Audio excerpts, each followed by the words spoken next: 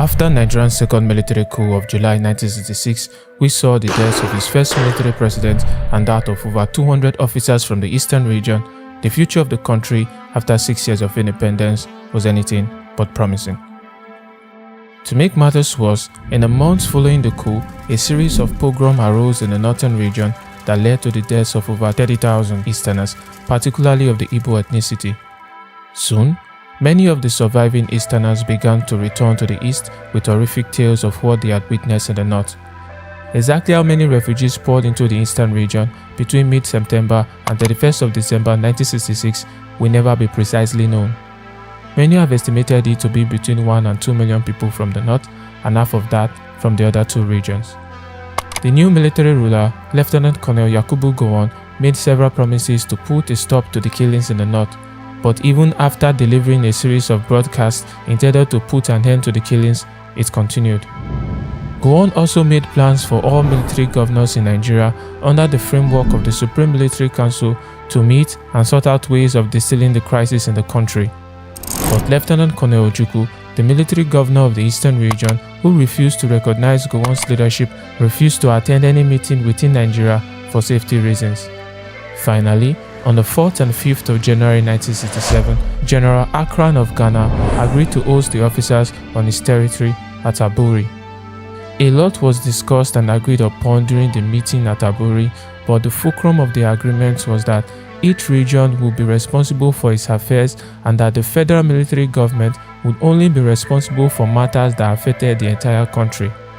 At the end of the meeting, Ojukwu and Gowon shook hands and promised to abide by what they had agreed. But on the 26th of January 1967, Lieutenant Colonel Yakubu Gowon gave a press conference rejecting the main points agreed upon at Aburi.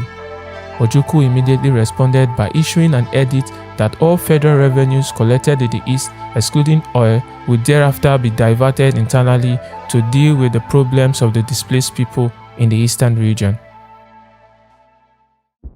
The mere mention of oil revenues sent shivers down the collective spine of the Supreme Military Council. You see, most of Nigeria's oil is located in the minority non-Igbo region of the east. Gowon responded almost immediately by issuing Decree No. 8, which gave him absolute power over the affairs of any regional government in the country. Ojukwu promptly rejects this decree and begins plans for the secession of the eastern region from the Republic of Nigeria. To prevent the East from seceding, Gowon divided the 4 regions of the country into 12 states. He cleverly divided the eastern region into 3 states, separating the core Igbo territory from the minority regions where most of the oil in the country was located. In early May, Gowon imposed a blockade in the eastern region, and this was the final straw. On the 30th of May 1967, Lieutenant Colonel Chukwuemeka Odumegwu Ojukwu declared the independence of the eastern region and he renamed it the Independent Republic of Biafra. In the months that followed, a sense of calm before the storm descended on the new nation. The population of Biafra held its breath in anticipation. Do you think that it will be necessary to use military force to bring down Colonel Ojukwu's regime? Yes, it is necessary. I think I have made this point before that if the integrity, corporate existence of this country is threatened, I will use force to maintain it. If civil war comes, and I do think it is imminent, you're quite right. It will for us be the price of freedom. Our people here have for a long time been prepared for this eventuality, and I am confident of their readiness. I think that when it does come, that the people on the other side would be surprised as to what they're going to get. And I'm confident that it will not last long. On the 6th of July 1967, Nigerian artillery shells began to rain down on the town of Ogoja, 10 miles from the border with the north. The Nigerian Military High Command launched an open assault on the breakaway region of Biafra in what was initially described as a police action. Okay, everybody on your feet up! Let's go! The mortar, come on! I'm a baby!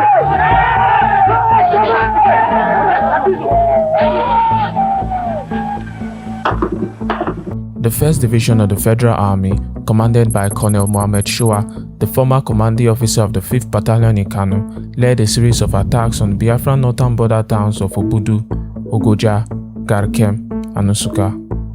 This assault was codenamed Operation Unicorn.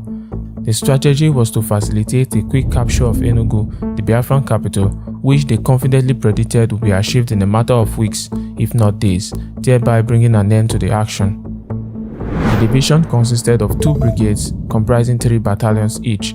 The 1st Brigade, commanded by Major Sule Apollo, the man who led the first assault on Biafra, was tasked with the capture of the towns of Ogugu and Nsukka, the latter being an important commercial center in Biafra.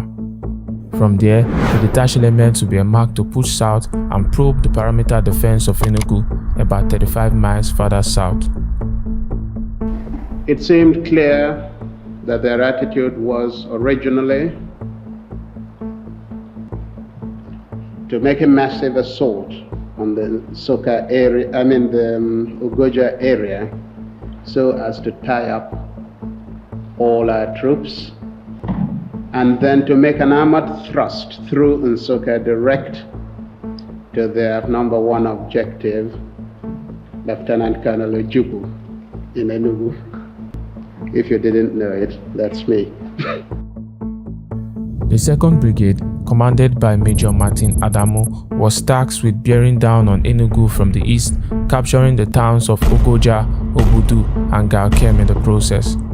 The offensive was premised on a fairly simple plan that relied heavily on communication and coordination, and was based primarily on the expectation of minimal defense from the Biafran army. Indeed, the initial Biafran response to the offensive was minimal, as its elements were poorly assembled and commanded. At the outset of the war, the Biafran army had a strength of between 5,000 and 7,000 men, with only a tiny minority armed with modern weapons. Although several officers had joined the Biafran army from the Federal Army, there were only a few of them in comparison with their Nigerian counterparts. Ojukwu took it upon himself to release all officers who took part in the first military coup from prisons stationed in the eastern region. This included Major Skanduna Nzegu, Emmanuel Ifejuna, Timothy Onwatuegu, Humphrey Chukwuka, and Lieutenant Colonel Victor Banjo, who was also imprisoned by Agwe Ronsi because of an assassination attempt. In the first few days of the conflict, the defensive Biafran army, made up of significant numbers of volunteers that were poorly armed, soon found themselves vulnerable to heavy artillery bombardment from the Nigerian forces. Finding themselves hopeless in the face of blanket artillery and mortar fire support, the defending Biafran troops from the 7th Battalion had no choice but to withdraw. On the 29th of July 1967, Major Chukwuemeka Odumegwu Ojukwu, the leader of Nigeria's first military coup, who had now been promoted to the rank of a Biafran lieutenant colonel, was trapped in an ambush and killed near Nsukka while conducting a 9th reconnaissance operation against the federal troops of the 21st Battalion under Captain Inuwa Bushishi. Even though Nzegu was technically an enemy soldier killed in combat, Gowon ordered his body to be flown to Kaduna and buried with full military honors. By the end of July, the towns of Ogoja, Obudu, Garkem, and Nsukka was successfully occupied by the 1st and the 2nd Brigades of the Federal Army. The Biafran capital of Enugu was now in sight. On the 25th of July 1967, the Nigerian 3rd Marine Commando Division, commanded by Colonel Benjamin Adenkule, the Black Scorpion, launched a surprise seaborne assault on the island of Bonny, east of the Niger Delta region. The island was at the time an extremely important location as it was the main oil loading terminal for the Shell BP pipeline from Port Harcourt. The plan for the capture of Bonny was to conquer the waterways and deny the Biafrans from receiving logistics during the war. With the Nigerian victories in the north, the seaborne attack in the south, and the Biafran capital of Enugu coming under immense pressure from the 1st Division, Ojukwu revealed a streak of tactical flair at the last minute. He called it Operation Torch. Operation Torch was conceived by the Biafran High Command as a means to exploit the fact that the Supreme Military Council had rather unwisely respected the wishes of the Midwestern region to remain neutral in the conflict, and so they concentrated their efforts on attacking Biafra from the north and the south, leaving the Midwest widely open. Ojukwu began to draw up plans for an invasion of the Midwest in an attempt to divert attention away from Enugu and possibly bring a quick end to the war. On the 8th of August 1967, Biafran troops from the newly formed 101st Division, commanded by Colonel Victor Banjo and assisted by Lieutenant Colonel Emmanuel Ifeojina, crossed the Niger at Onitsha and landed in the Midwestern city of Asaba. Within minutes, they took control of the post office and disconnected all major communication lines in the city. They continued to press forward, and when they reached the town of Agbo, they split into 3 fronts. The 12th Battalion, under Colonel Festus Akanga, moved west towards Benin City, the capital of the Midwest, and captured it. The 18th Battalion, under Major Ofri Chukwuka, moved southwards towards the towns of Warri, Sapele, and Ugeli, which were some of the oil-rich areas in the region. The last front, which was the 13th Battalion, under Colonel Mike Invensu, swung northwards towards the towns of Auchi and Agenebode.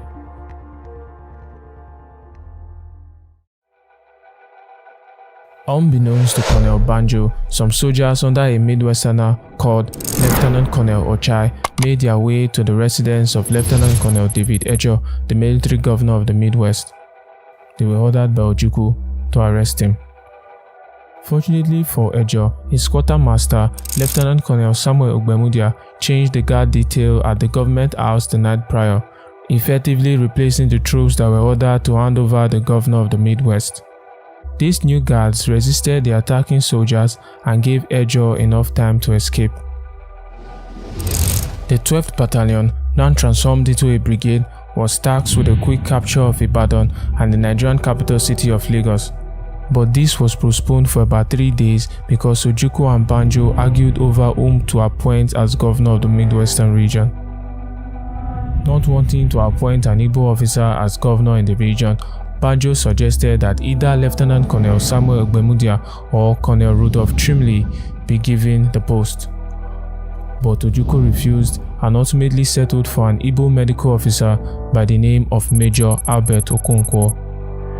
Returning to Benin, Banjo resumed the extremely delayed advance of the 12th Brigade to Lagos and Ibadan. They made their way to the town of Hore and awaited further instructions.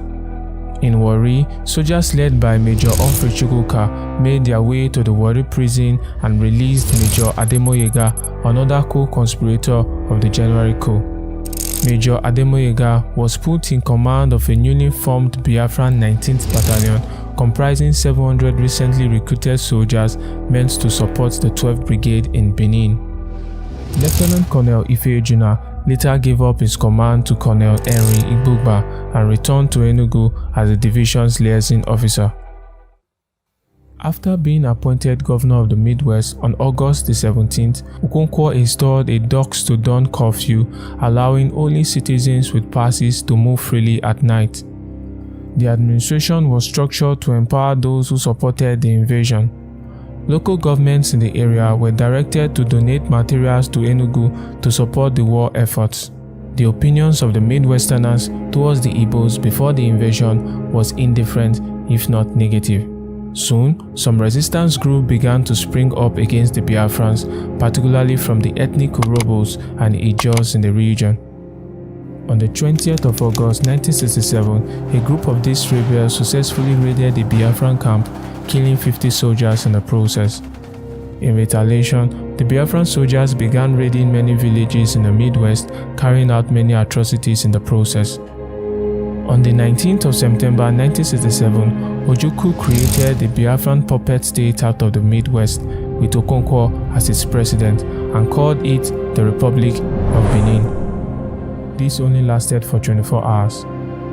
With this, Gowon immediately removed the clause for the police action and declared an all-out war on Biafra. On the 20th of September 1967, while the Biafran 12th Brigade was stationed in Ore, a newly formed Nigerian 2nd Division, commanded by Colonel Murtala Mohammed, attacked the Biafrans and forced them to retreat. The retreating Biafrans managed to get a vital head start in front of the advancing Nigerians by destroying some bridges on their way to Benin. When the Nigerian 2nd Division reached Benin, they discovered that the city was largely abandoned, but they managed to find a trapped Biafran unit stationed in the Benin prison. Most of them were killed by the federal forces while attempting to escape, the predominant of which was Colonel Henry Igboba, who was imprisoned in Benin City by Banjo and beheaded by the federal forces when they arrived. Meanwhile, the Nigerian 3rd Marine Commando Division under Colonel Benjamin Adenkule was ordered to halt their advance from the Biafran south and head west towards Warri. They succeeded in retaking Warri, Sapele and Ugeli from the Biafrans. Continuing their retreat from the Midwest, the Biafran troops from the 101st Division arrived at Asaba and crossed the Niger into Onitsha. To delay the 2nd Division from advancing into the Biafran territory, they destroyed the Niger Bridge at Onitsha. Arriving at Onitsha, Ojukwu summoned Colonel Victor Banjo and 3 other officers including Lieutenant Colonel Ifejuna to Enugu. They were accused of negotiating with the federal officials through British agents hoping to bring about a ceasefire and overthrow Ojukwu. They were hastily tried and sentenced to death by a firing squad for treason. On the 22nd of September 1967, Colonels Victor Banjo, Philip Alale, Sam Agbam, and Lieutenant Colonel Ifejuna were executed. Suffice to say, Lieutenant Colonel Ifejuna was the first black African to win a gold medal at an international sporting event. He claimed the medal during the men's high jump at the 1954 Commonwealth Games in Vancouver, Canada. Many regard Nzegu as the leader of Nigeria's first military coup, which is quite right, but the true brain behind the coup was no other person but Emmanuel Ifejuna. Whilst Nzegu has been decorated as a war hero and has a statue of him erected in his hometown, Ifejuna has continued to receive little or no recognition after his death.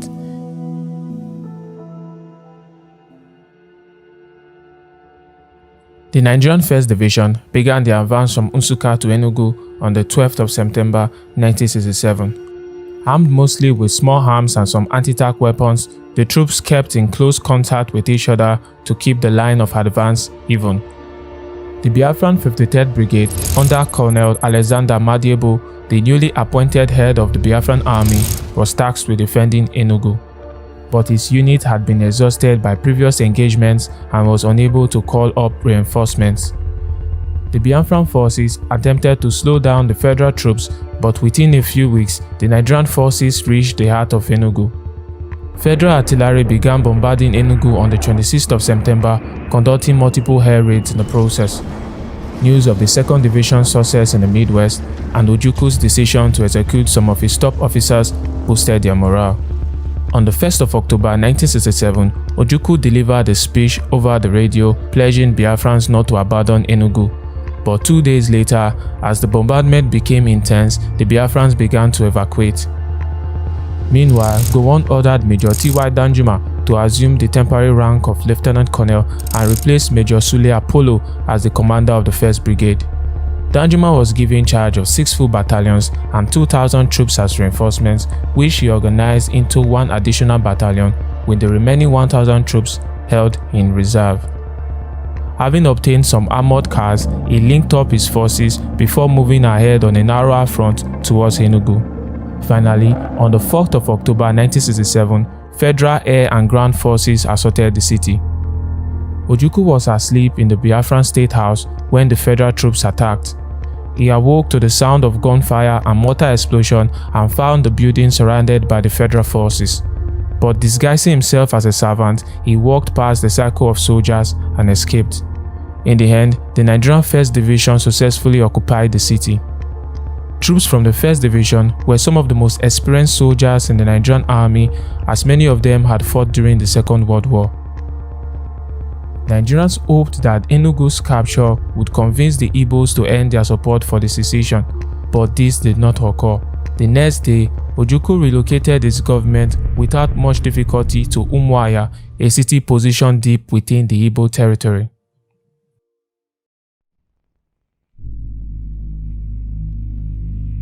On the 5th of October 1967, federal troops from the 2nd Division entered the midwestern city of Asaba. They immediately began to ransack houses and killing civilians, claiming that they were sympathizing with the Biafrans. In an attempt to stop the violence, the leaders of Asaba summoned all the townspeople to a peaceful march pledging loyalty to Nigeria. On the morning of October the 7th, thousands of men, women and children from every corner of Asaba joined the parade, singing, dancing and shouting words of "One Nigeria, One Nigeria." Some Nigerian soldiers were with them. Suddenly, these soldiers, ordered by Major Ibrahim Taiwo, separated the men and teenage boys from their wives, daughters, mothers, and sisters. They gathered the men and young boys in an open square and opened fire at them. Exactly how many died that day is not clear. Some sources estimated it to be over 700 men. For many months, federal troops from the 2nd Division occupied Asaba, and they continued to carry out many atrocities, destroying the town in the process.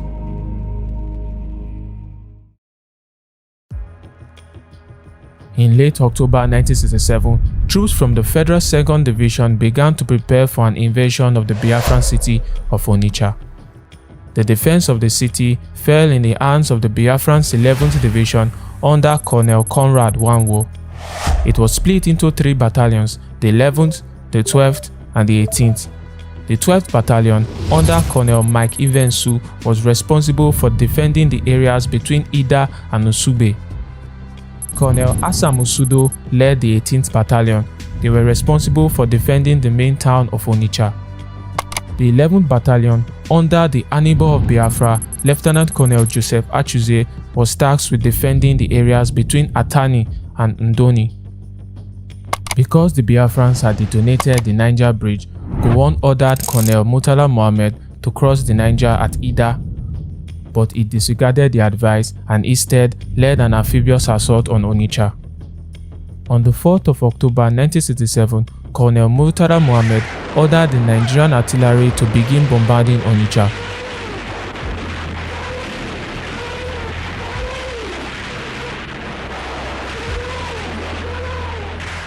Eight days later, he led a 10-boat armada carrying 5,000 Nigerian soldiers across the Niger River into Onitsha. The Biafran 18th Battalion resisted stubbornly to the assault but was later forced to retreat in disarray. However, instead of pursuing the retreating Biafrans and occupying the town, the Nigerians turned their attention to looting and burning the Onitsha market to the ground. This gave the 18th Battalion enough time to reorganize and make a counterattack. Major Achuze's 11th Battalion made their way up to the New Market Road, while the 18th Battalion, under Colonel Usudo, swung down the Old Market Road towards Onitsha. Soon, the troops from the 2nd Division, stationed in Onitsha, were cornered by the Biafrans and attacked. There were many casualties on the Nigerian side, and only a few of them were able to retreat. Undoubted, Murtala Mohammed ordered 5,000 troops reserved from Lagos to cross the Niger River into Onitsha, but they were once again defeated. Again for the 3rd time, Colonel Murtala Mohammed ordered troops under Lieutenant Colonel Alani Akirinade to make a 3rd assault on Onitsha, but they were once again thwarted by the Biafran 11th and 18th Battalions. Finally, after losing a lot of his men, the commander of the 2nd Division now realized that there was no hope in attacking Onitsha from Asaba and began to head northwards towards Ida. Colonel Murtala Mohammed's conduct on the operations to cross the Niger River has about every element of gross military misconduct. yet no words of criticism has ever been officially uttered. Lieutenant Colonel Alani Akirilade would later leave the 2nd Division and become the commander of the 15th Brigade over at the 3rd Marine Commando Division.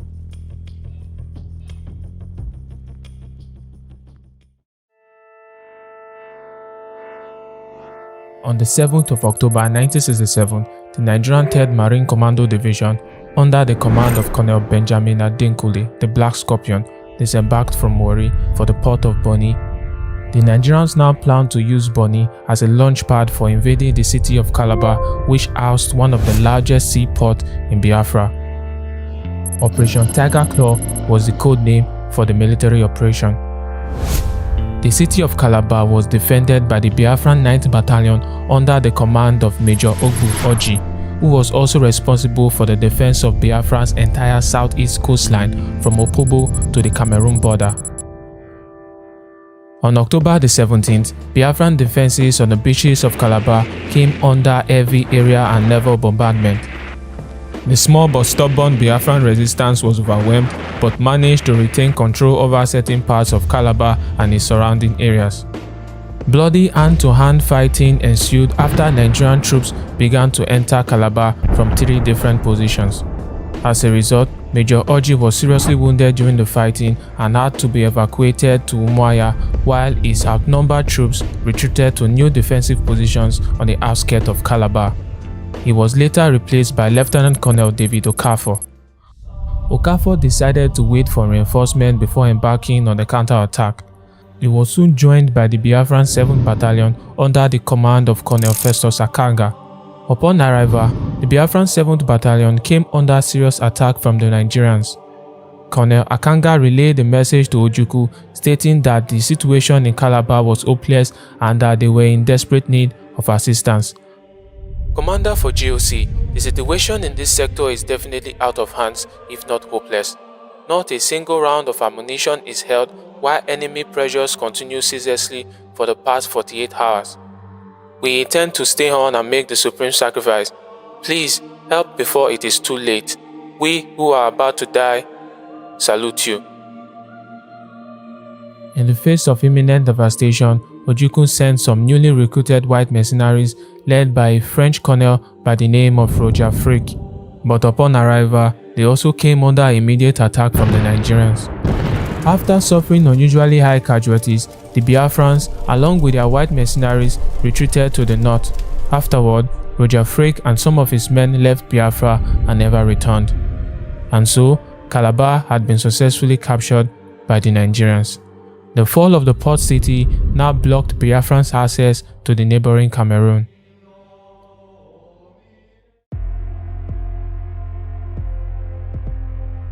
In December 1967, Colonel Murtala's 2nd Division, along with the Nigerian 6th Battalion under Lieutenant Colonel Shehu Musa Yaradua, crossed the River Niger at Ida in a substantial convoy comprising multiple troop carriers, armored personnel carriers, armored cars, fuel tankers, and along with an estimated 14,000 men.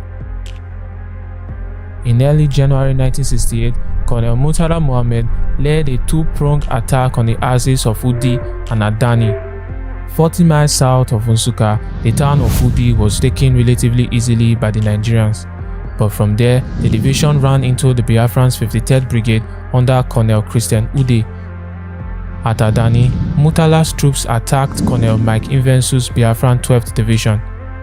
Colonel Murtala Mohammed, again displaying an astonishing lack of tactical originality, punched forward with his forces moving in close formations. He sustained astronomical losses from the Biafrans, who continued to harass them from the flanks and rear of the formation. However, the sheer weight of the 2nd Infantry Division drove forward and eventually succeeded in capturing the town of Oka, 35 miles east of Onitsha, on the 19th of January 1968. Oka was also the hometown of the Biafran Army Commander Major General Alexander Madiebo. With the road to Onitsha now open to the Nigerian 2nd Division, Ojukwu replaced Colonel Conrad Wanwo, the commander of the 11th Division, with Lieutenant Colonel Joe Achuzie and placed him in charge of the primary defense of the town. Anytime Murtala's troops attacked, Achuzie's troops counter-attacked, and with this strategy, Lieutenant Colonel Achuzie managed to hold off the Nigerian troops 22 kilometers outside of Onitsha for more than 2 months. But the Biafrans right from the beginning lacked the firepower and armored cars at Murtala's disposal. On the 20th of March 1968, troops from the Nigerian 2nd Division marched through Abagana and finally reached Onitsha. The final battle of Onitsha will last 24 hours.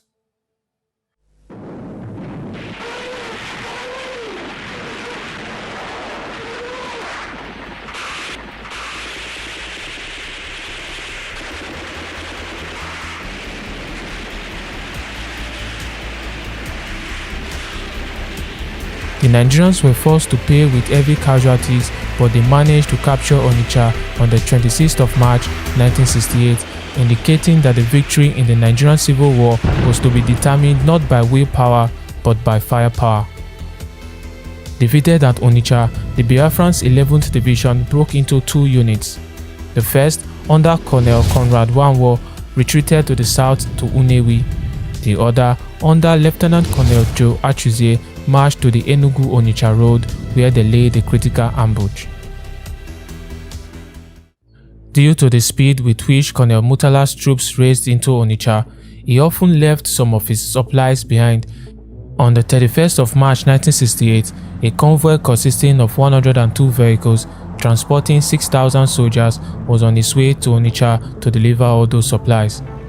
At Abagana, 6 miles from Onitsha, the convoy was ambushed by a small unit of Achuzie's 11th Division led by Major Jonathan Uchendu. Seeing the convoy, troops from Uchendu's unit became anxious and wanted to fire, but they were ordered to remain calm and allow most of the convoy to pass through them. As Major Uchendu was giving instructions to a soldier with a rocket launcher, the soldier accidentally pulled the trigger. The rocket went straight to a gasoline tanker in front of the convoy and ignited an explosion that engulfs the entire fleet. Many troops from the Nigerian 2nd Division are charred. The surviving Nigerian soldiers, who had already crossed over into the Biafran line, panicked and ran in different directions in total confusion. Most of them were attacked and killed by the Biafran soldiers. The ambush at Abagana was the greatest ambush throughout the Civil War. The Nigerian army suffered its single heaviest loss that day. The result of the ambush provided a much needed boost to the Biafran morale, but in real terms, it did very little to order the gradual reduction of Biafra into a diminishing enclave. Colonel Murtala Muhammad's 2nd Division suffered a lot of casualties throughout the war. He had entered Biafra with over 20,000 men, and out of which only a little over 2,000 men finally reached Onitsha. When he got to Lagos to report the results of this rather tarnished victory, he was relieved of his operational command. He never commanded any division again.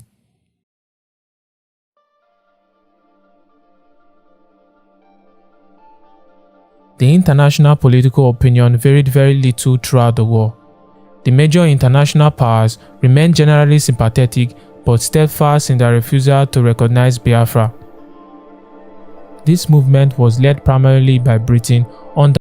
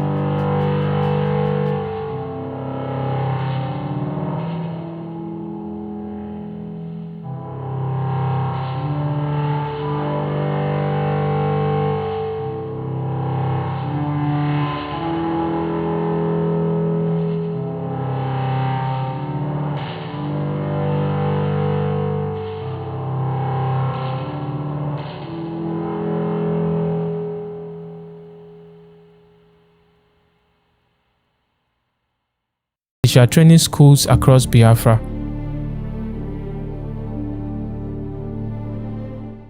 We shall never go back to Nigeria again. God's grace will surely emerge as a nation.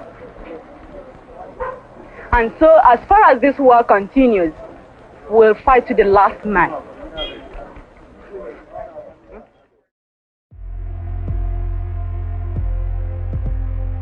Following the defeat in Calabar, the Biafrans regrouped the remnants of their troops and created the Biafran 12th Division under the command of Lieutenant Colonel Festus Akanga. He divided the division into two brigades: the 56th Brigade under Colonel Simon Uwakwe and the 58th Brigade commanded by Lieutenant Colonel Ifeanyi Aniebo. In early March, the beaches at Oro came under heavy Nigerian aerial and naval bombardments. On the 8th of March 1968, the Nigerian 33rd Battalion under Major Ted Aman overran the Biafran defensive positions and continued towards Uyo. Confused by the swiftness of the Nigerian advance, Lieutenant Colonel Ifeanyi Aniebo loses control of his troops. Meanwhile, the Nigerian 16th and 17th Brigades stormed through the towns of Eket and Opobo and immediately captured them. They were both commanded by Colonels E.A. Etuk and Philemon Shande, respectively. Consequently, hundreds of Biafran troops were cut off and forced to surrender after the Nigerian troops stationed at Oro linked up with the Nigerian 16th and 17th Brigade in Uyo. With the Biafrans in retreat, the Nigerian 15th Brigade based in Bonny, commanded by Lieutenant Colonel Alani Akirinade, launched an attack on the city of Port Harcourt.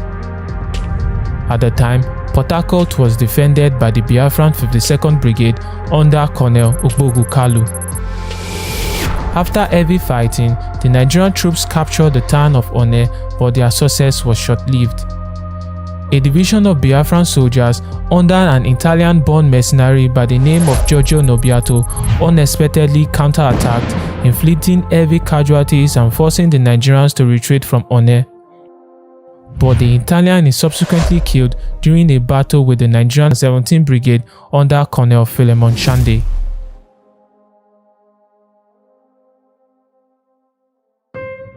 The Nigerian 17th Brigade followed up its success by capturing the town of Afam, whose power station provided much of Biafran's electricity.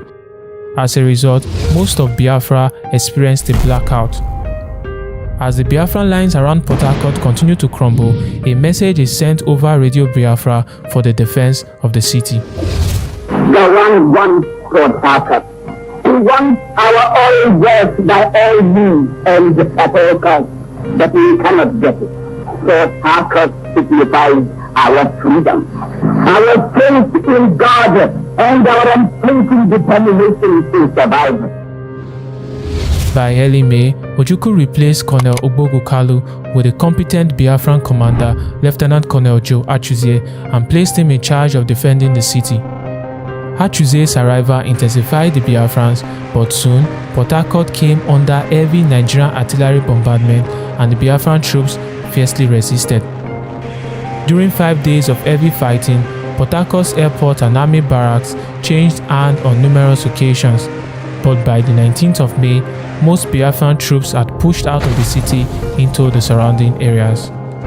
It was here, at the Battle of Okrika, that the foremost minority rights activist and leader of one of the earliest armed militias of southern Nigeria, Major Isaac Adakaboro, was killed.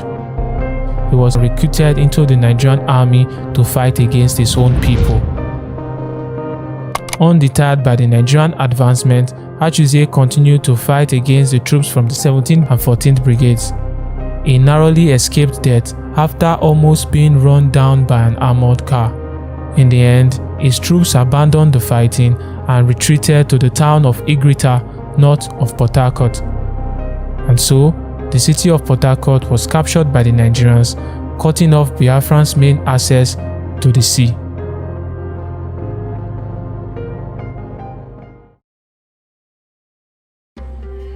The issue of starvation as a tactic of war, both directly by the federal government and as a tool of propaganda applied by the Biafran government, was one of the most controversial issues of the entire war.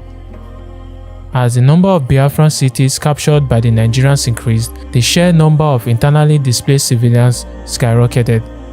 And since Biafra was now blockaded and completely encircled by the Nigerians, most of these civilians, particularly children, began to die of malnutrition and starvation. By July 1968, over 3,000 children were estimated to be dying daily. In August, that number rose to 6,000. The Nigerian Civil War was one of the first wars in Africa to be fought under the scrutiny of international television and press coverage. As a result, images of Biafran children looking like stick figures with bellies swollen from a protein deficiency known as kwashiorkor began to spread overseas. It was a terrible sight to behold. Although efforts were made by some foreign governments and aid to deal with the crisis, it often proved extremely difficult because of the resistance of both the federal and the Biafran government. The federal government insisted that all aid operations within Biafra be coordinated from Lagos and that the deliveries and shipments be routed through Nigeria. But the Biafrans would not agree to this, as they claimed that any food and aid shipments delivered through Nigeria would be laced with poison and therefore could not be trusted. They in turn often used the images and clips of the starving child for general propaganda purposes in an attempt to tip the diplomatic balance towards the recognition of key global powers. Although this strategy ultimately failed, it came reasonably close to succeeding on several occasions, particularly regarding the unofficial French recognition. Ojukwu felt that the use of starvation was a defended policy by the Nigerian government and a tactic of the Federal Armed Forces. This is what Chief Obafemi Awolowo, the Nigerian Minister of Finance, had to say concerning the issue. Everything is fair in war, and starvation is one of the weapons of war. I don't see why we should feed our enemies fat for them to fight harder.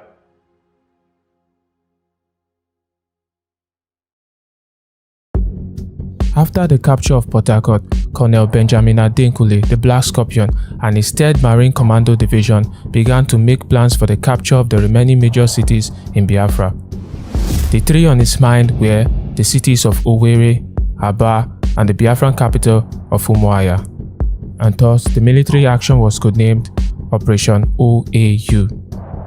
Adekunle's plan, arranged in a triangular configuration, was a simultaneous capture of the three cities. In August 1968, troops from the Nigerians 15th and 16th Brigade set up positions along the Aba-Umuahia road, cutting off all food shipments from the entire city. The strategy for gaining Aba was to surround and starve the city into submission. On the 2nd of September, Nigerian artillery began shelling the city while ground forces began to enter under heavy Biafran fire. The Biafran 14th Division came under heavy artillery bombardment from the Nigerian 16th Brigade under the command of Colonel E.A. Etuk. For 12 days, bloody house-to-house fighting ensued, and as a result, Colonel Philemon Chande, the commander of the Nigerian 17th Brigade, was killed in battle. After a lot of resistance, the Biafrans finally surrendered on the 4th of September 1968. The city of Aba had been successfully captured. Again, the Nigerian 15th and 16th Brigade were charged with the responsibility of capturing the town of Owerri. On the 13th of September 1968, Biafran's positions at the town of Awara came under fierce artillery bombardment. At the time, Owerri was defended by the Biafran's 14th Division. After putting up a lot of resistance, the Biafran's 14th Division finally abandoned the town of Owerri to the Nigerian 16th Brigade. After the capture of Owerri, Ojukwu appointed Colonel Ogbogu Kalu as commander of the Biafran's 14th Division and reminded him of his failures in Port Harcourt. Ojukwu commanded him to clear the enemies from Obinze, southwest of Owerri, in 24 hours, or tender his resignation from the army. A few hours after the command, Colonel Ogbogu Kalu ordered a Biafran counterattack and was able to halt the Nigerian advance and partially occupy Obinze. Thereafter, Colonel Benjamin Adenkule's 3rd Marine Commando Division now turned his eyes towards the Biafran capital of Umuahia.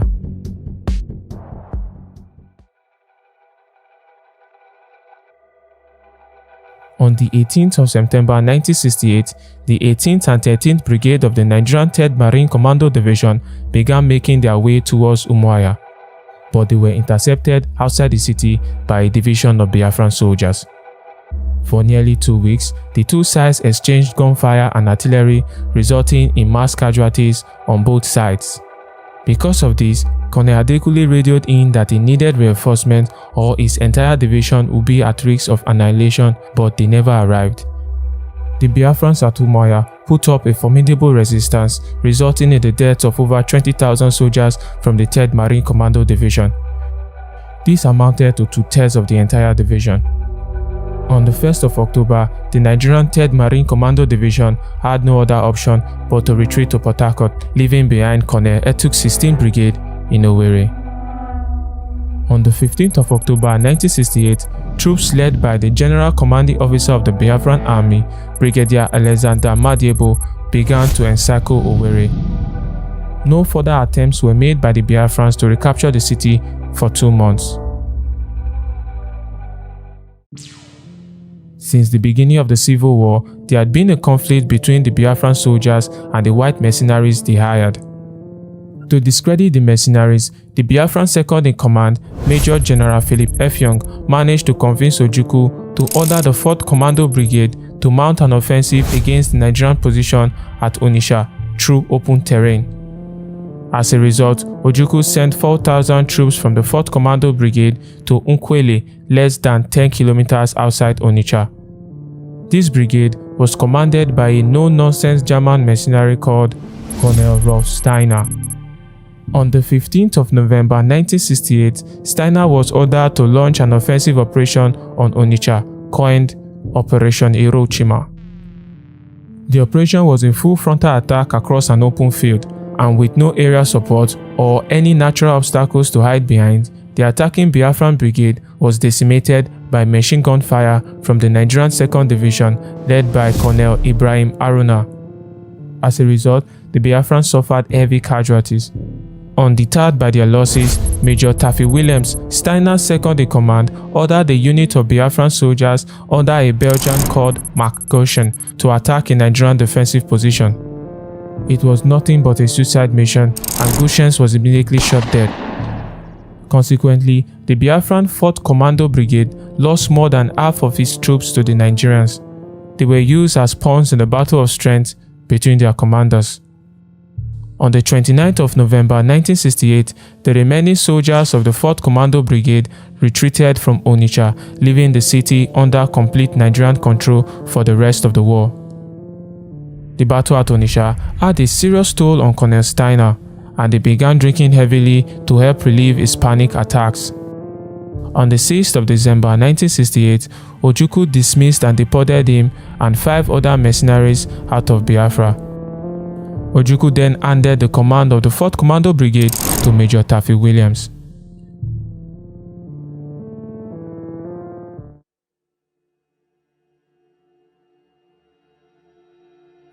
In an effort to recapture the town of Owerri, the Biafran 60th Brigade, under the command of Colonel Ajum Asoya, began the main assault on the town on the 5th of December 1968. The assault lasted for 2 days, but the troops from the Nigerian 16th Brigade stayed in their original position despite suffering heavy casualties. On the 15th of March, the Biafran S Division, under the command of Lieutenant Colonel Timothy Owantuegu, made the frontal assault on the 16th Brigade in Owerri, but it was forced to halt after suffering heavy casualties. He then placed half of his men under the command of Lieutenant Colonel Joe Achuze, and he was able to get within 1 kilometer of the city. Achuze then took control of the S Division for 1 week and continued the frontal assault on Owerri. But his plan ultimately failed and he retreated after suffering heavy casualties.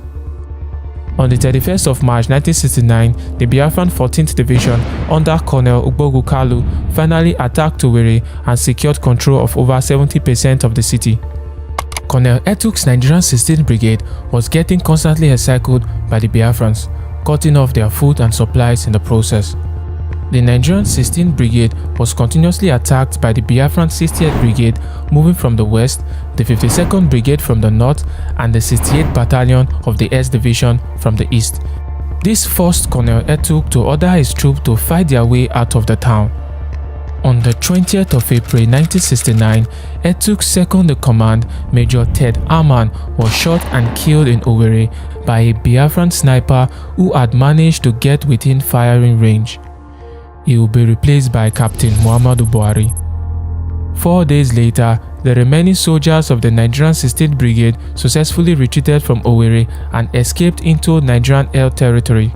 This greatly overjoyed the inhabitants of the ever-decreasing enclave of Biafra.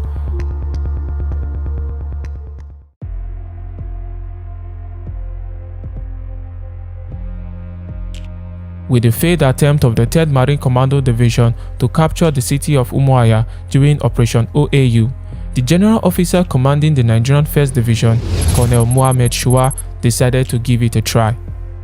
He codenamed the assault Operation Leopard and placed Lieutenant Colonel T.Y. Danjuma in charge of Sector 1 of the 1st Division, giving him control of the 4th, 21st, 22nd, 23rd, 24th, 25th and 82nd Battalions. They were ordered with full force to move towards the Biafran capital. On the 27th of March 1969, in company of the Biafran 13th Division and the 55th Brigade were suddenly attacked with overwhelming force by the invading Nigerians. They managed to break through a gap of the Biafran defenses and bulldoze their way closer to the city. As a result of the swift Nigerian advance, the Biafrans began to ask for reinforcement. But before they arrived, the Nigerian 82nd Battalion under Major Ibrahim Babangida attacked and captured the town of Uzo Akoli, a few miles from Umuahia. During the fierce fighting that ensued, Major Babangida was seriously wounded and had to be replaced by his second-in-command, Major Malman Vasta, who led a counter-attack with armored cars and artillery. Reinforcement for the Biafrans came in the person of the competent Biafran commander, Joe Achuzie, who was now promoted to a full colonel. Because Umuahia represented the embodiment of the life and death of Biafra, it was to be defended at all costs.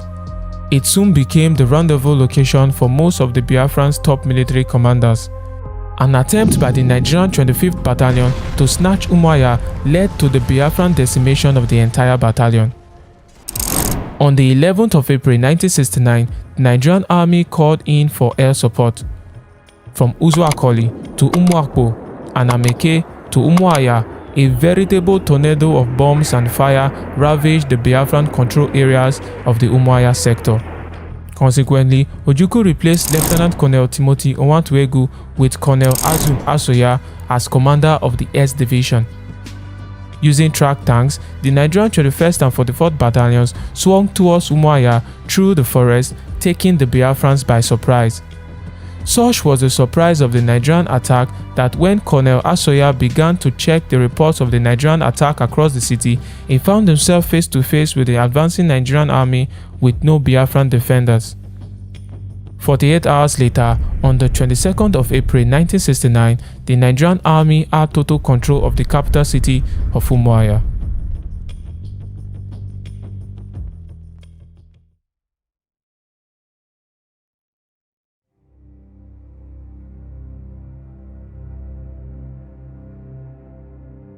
The outcome of the war thus far created a sense of resentment from the Biafrans towards a collection of certain foreigners living in the region close to its borders. On the 7th of May 1969, a company of Biafran commando raided an Italian-owned oil installation near the town of Kwale in the Midwestern region. They heard that the oil workers were feeding the Nigerian forces with sensitive information. 11 workers, including 10 Italians and 1 Jordanian, were killed in the initial assault. A further 18 foreigners were taken as hostage. Among these were 14 Italians, 3 Germans, and 1 Lebanese. This operation, ill-conceived at the very least, was an absolute public relations disaster.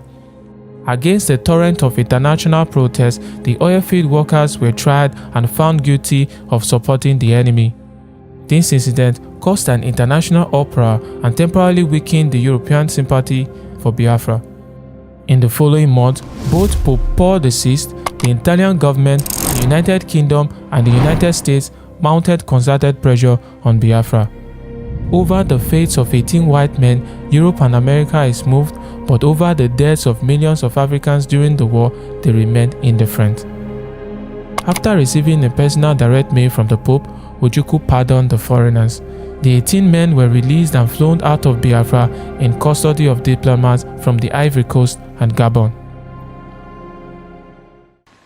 Together with my colleagues in the Supreme Military Council and the Armed Forces, we have therefore resolved that we must now press on with all our might to defeat the rebels militarily and remove all traces of the tyranny and terror, the rebel regime, from the face of this country. Over at the Federal Army Headquarters in Lagos, the Chief of Army Staff, Brigadier Hassan Katsina, and the Commander-in-Chief of the Nigerian Armed Forces were putting finishing touches on the plans for the final blow of the Biafran Rebellion. In May 1969, Gowon replaced the competent Colonel Mohammed Shua with Colonel Bisala as commander of the Nigerian 1st Division. Colonel Murtala Mohammed is replaced with Colonel Gibson Jallo as commander of the Nigerian 2nd Division. The commander of the Nigerian 3rd Marine Commando Division, Colonel Benjamin Adekule, the Black Scorpion, is replaced by Colonel Olusegun Obasanjo.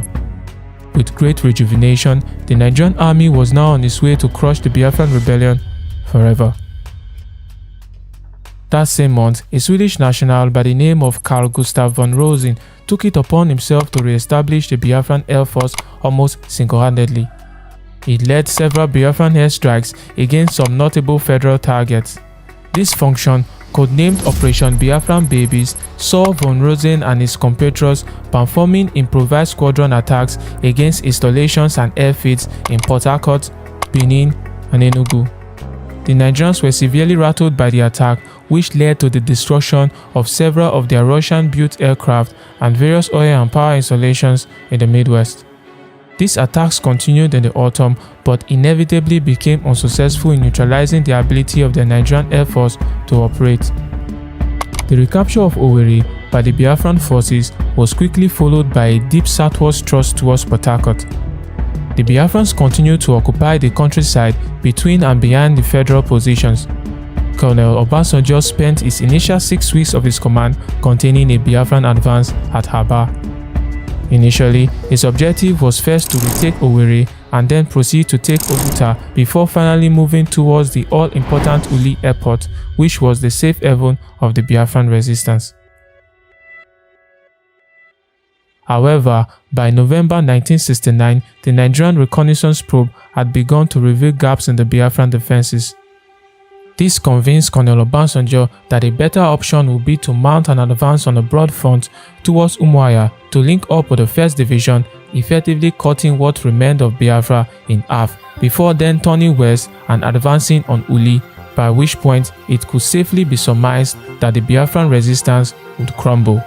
On the 22nd of December 1969, the 3rd Marine Commando Division attempted to link up with the 1st Division in Umuahia. They reached the city on Christmas Day, resulting in the dissection of the all-important food-producing region of Arochukwu in the east. Without pausing to break their stride, Colonel Obasanjo and his men moved west towards Uli. The final battle between Nigeria and Biafra was about to take place. On the 7th of January 1970, Colonel Obasanjo's 3rd Marine Commando Division, supported by the 1st and the 2nd Divisions, launched the final offensive codenamed Operation Tailwind against the remaining Biafran enclave. In less than a day of fighting, the Biafrans were forced to surrender. While the Nigerian attacks continued, the Biafran leaders were having their final meeting. General Ojukwu announced his plans of traveling abroad in search of peace and handed over the Biafran presidency to his vice president, Philip Effiong. On the 9th of January 1970, Ojukwu boarded a private jet and fled to the Ivory Coast. 2 days later, the Nigerians took control of Arochukwu and the Uli airport. And so, the final enclave of Biafra, the land of the rising sun, had been successfully captured.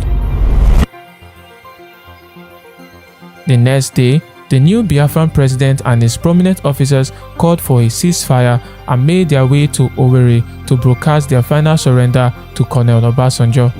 After a few moments of cordial conversation, Colonel Obasanjo accepted the offer for a surrender from the Biafrans.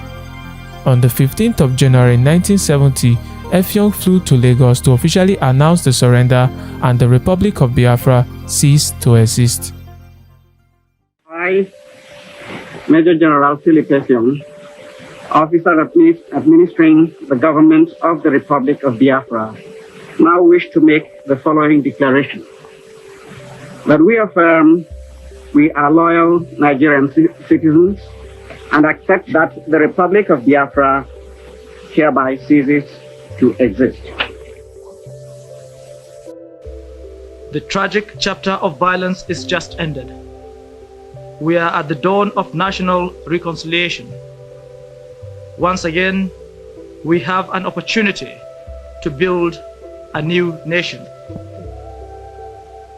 You will have heard that my government may seek the assistance of friendly foreign governments and bodies, especially in the provision of equipment to supplement our national effort.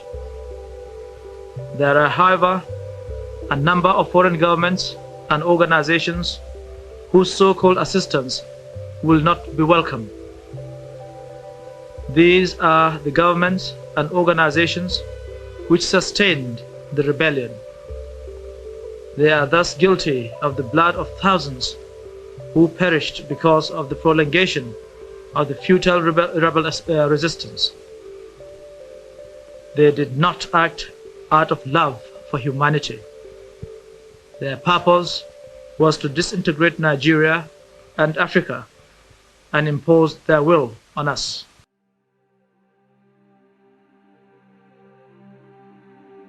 The Nigerian Civil War resulted in an upward of over 100,000 military casualties and anywhere between 1 to 2 million Biafran civilians who died in one way or another as a consequence of the war. The later figure varies widely, but what is inescapable is that a colossal price of human life and suffering was paid in pursuit of national unity that remains as ill-defined today as it was then. Despite the rapid reintegration of the country and the concerted efforts on the part of Nigerians to put the past behind them, the question of unity would continue to plague the Nigerian political rhetoric as the years proceed. These tensions were overshadowed by the fact that the military remained in power after the war. Committed to unity and order, the military government was by no means democratic, becoming corrupt in every bit as the First Republic had been. As Commander-in-Chief of the Nigerian Armed Forces, General Yakubu Gowon went on to rule Nigeria for another 5 years, becoming the longest-serving head of state and ruling the country for almost 9 years until he was overthrown by the former commanding officer of the 2nd Division, Brigadier Murtala Mohammed. After 13 years in exile, Ojukwu was pardoned by the then Nigerian President Shehu Shagari and allowed to return to the country as a private citizen. He continued to take part in active politics until the 26th of November 2011, when he died of a brief illness in the United Kingdom at the age of 78. He was accorded the highest military accolade by the Nigerian Army during his funeral. It is now over 50 years after the war, but the question of Nigerian unity still hangs in the balance.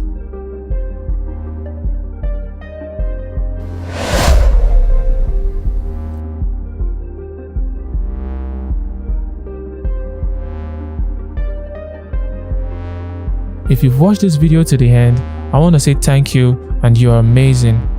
If you love my work and want to support it, consider following me on Patreon. The link is in the description below. All the money goes back into the channel, enabling me to continuously tell the story of Africa clearly and concisely. There are also rewards and special offers exclusive to our patrons. And do not forget to like and subscribe and hit the bell notification to never miss any of our videos when it drops. You can also watch the entire Nigerian history playlist at the end of the video. I will leave you with some before and after photos of some of the kingpins during the war. I love you all, and until I see you in the next video, goodbye.